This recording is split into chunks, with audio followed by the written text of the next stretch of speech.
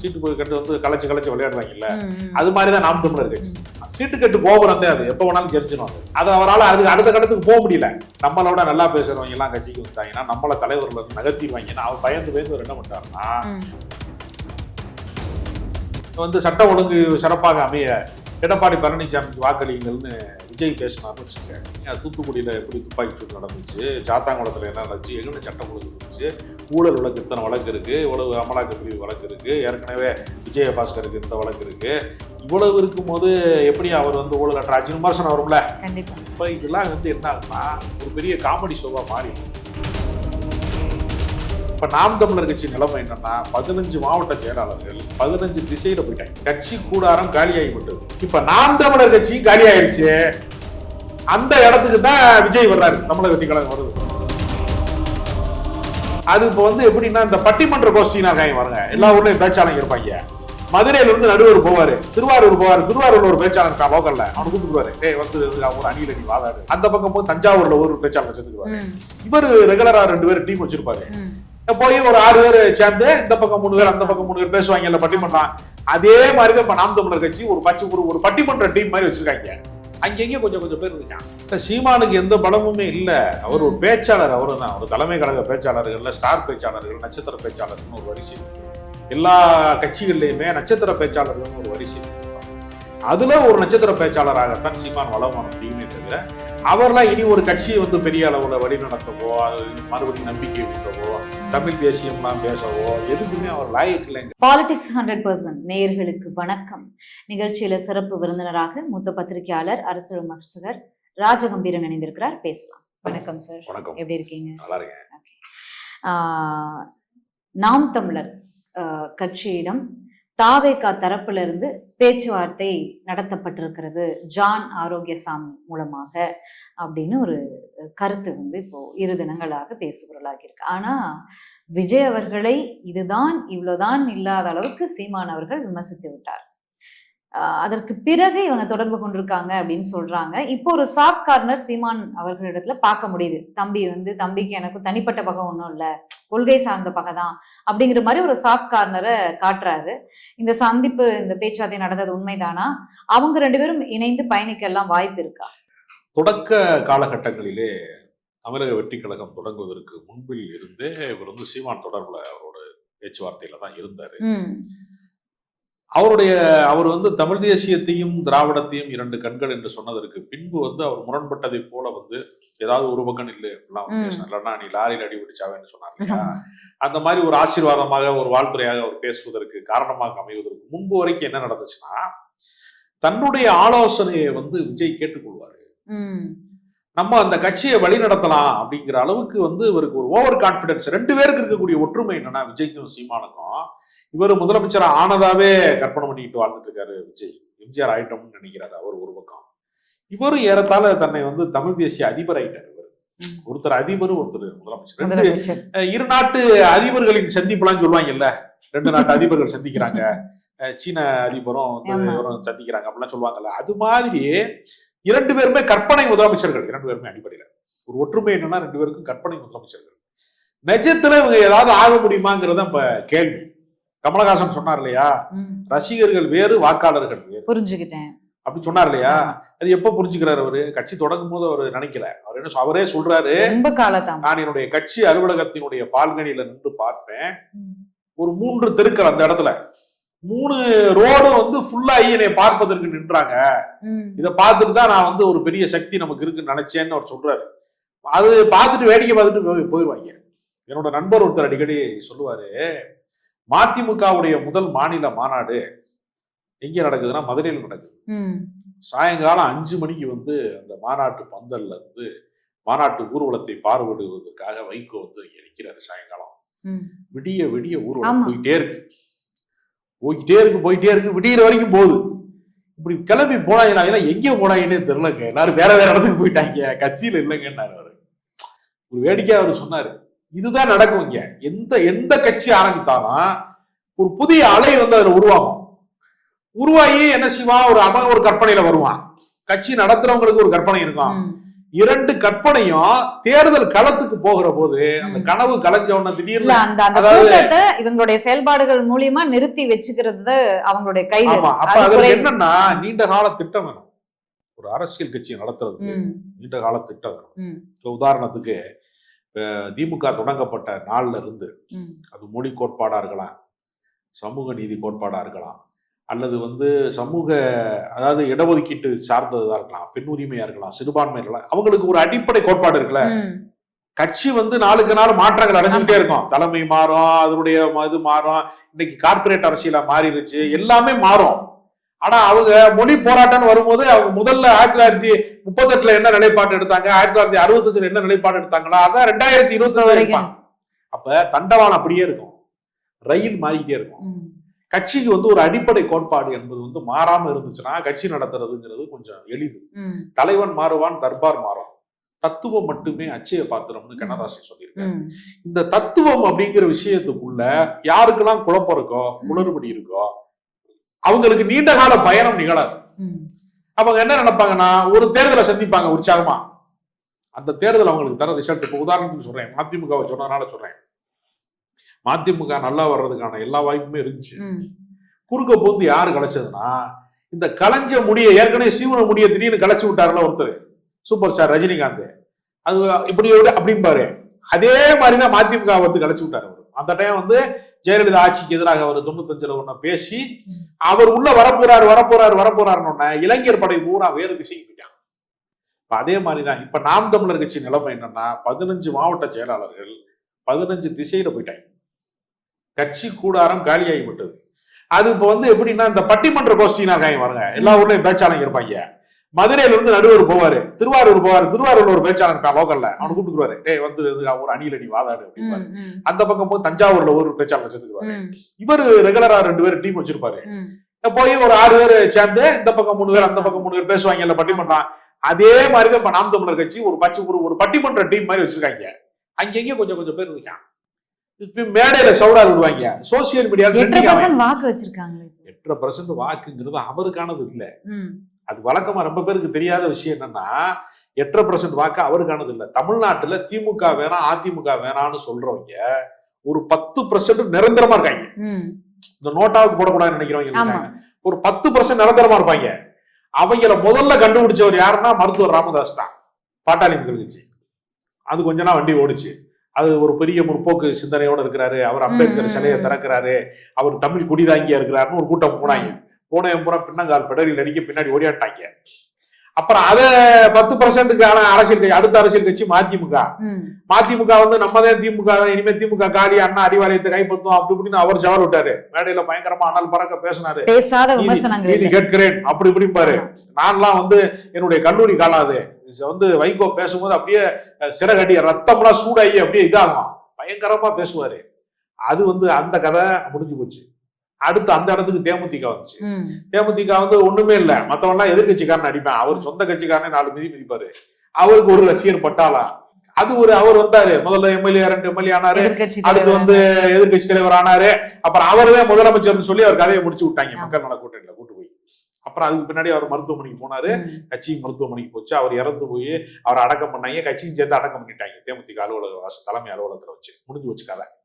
இப்ப இதே தேமுதிக இடத்துக்கு தான் நாம் தமிழர் கட்சி வருது. இப்ப நாம் தமிழர் கட்சி காலி ஆயிடுச்சு, அந்த இடத்துக்கு தான் விஜய் வர்றாரு, தமிழக வெற்றி கழகம் வருது. இந்த 10% விளையாட்டு இருக்குல்ல, இந்த 10% விளையாட்டுல என்ன லாபம் இருக்குன்னா, சென்ற முறை திமுகவுக்கும் அதிமுகவுக்குமான வாக்கு வங்கியில என்ன வித்தியாசம் பாத்தீங்கன்னா 3%க்குள்ளதான் வித்தியாசம். இந்த 3% இப்ப இவங்க என்ன செய்யறாங்க, 8% இருக்கா, இப்ப ஒருத்தர் கணக்கு போடுவாங்க, அந்த சதவீதம் நமக்கு வந்துருச்சுன்னா நம்ம ஆளுங்கட்சி ஆயிடும், வெற்றி பெற்றலாம். இந்த கணக்குலதான் தேமுதிக எதிர்கட்சி ஆச்சு. அவரு திமுகவுக்கு போறாரா, திமுக கூட்டணிக்கு போறாரா, அதிமுக கூட்டணிக்கு போறாரா, அப்போ ஒரு பேரம் பேசினாங்க. அவர் என்ன பண்ணாரு, திமுகவோட பேச்சுவார்த்தை நடத்திட்டு அதிமுக கடைசி நேரத்துல மாறினாரா. கண்டிப்பா அதுல ஒரு அறுவடை செய்வாங்க. அதே இடம் தான் இப்ப இவங்களுக்கு. இவங்க என்ன செய்வாங்கன்னா, இவங்க துணை மாப்பிள்ளை தான், மாப்பிள்ளை ஆக மாட்டாங்க. ஆனா யாருக்கு கல்யாணம் ஆகணும், யாரு மாப்பிள்ளையா இருக்குன்னு தீர்மானிக்கிற இடம் இவங்க கைக்கு வந்துடும். அதனால இவங்களுடைய இது ஒரு 10%க்குள்ள ஒரு விளையாட்டு எப்பவுமே தமிழ்நாட்டில் நடக்கும். இல்ல இப்ப அதிமுக பாஜகவோட போயிட்டா தாவேகா தனித்து விடப்படும், அப்ப தாவேகாவும் நாம் தமிழர் சீமான் அவர்களும் கூட்டணி போறதுக்கு வாய்ப்பு இருக்கு அப்படிங்கிற மாதிரி எல்லாம் பேசுறாங்க. இல்ல அதுல சிக்கல் என்னன்னா, யார் முதலமைச்சர் வேட்பாளர்? விஜய் வந்து அதாவது இப்ப ஏன் வந்து அதிமுகவோட தமிழக வெற்றி கழகத்தோட பேச்சுவார்த்தை வெற்றி பெறல? முதலமைச்சர் வேட்பாளருங்கிற அந்த ஒரு அதாவது ஊழலற்ற ஆட்சி அமைய, வந்து சட்ட ஒழுங்கு சிறப்பாக அமைய எடப்பாடி பழனிசாமிக்கு வாக்களிங்கள்னு விஜய் பேசினார்னு வச்சுங்க.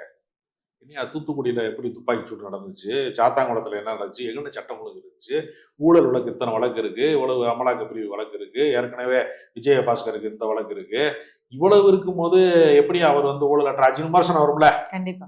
சரி, விஜய் வந்து ஏற்கனவே 4.5 வருஷம் முதலமைச்சராக இருந்த எடப்பாடி பழனிசாமி போய் நம்முடைய அன்பு தம்பி வந்து விஜய்க்கு அவர்களுக்கு வாக்களிங்கன்னு கேட்கறது, வாக்களிங்கன்னு கேட்கலாம், வாய்ப்பே இல்லை. முதல்வராவதற்கு வாக்களிங்கன்னு எப்படி கேட்க முடியும்? ஒரு பாரம்பரியமான கட்சி, 52 வருஷமா கட்சி நடத்துறாங்க அதிமுக, ஏற்கனவே பல தோல்விகளை சந்திச்ச எடப்பாடி. ஆமா, அதனால இவரை போய் அவரை சொல்லவே முடியாது. அப்ப இதெல்லாம் வந்து என்ன ஆகுனா ஒரு பெரிய காமெடி ஷோவா மாறிடும்.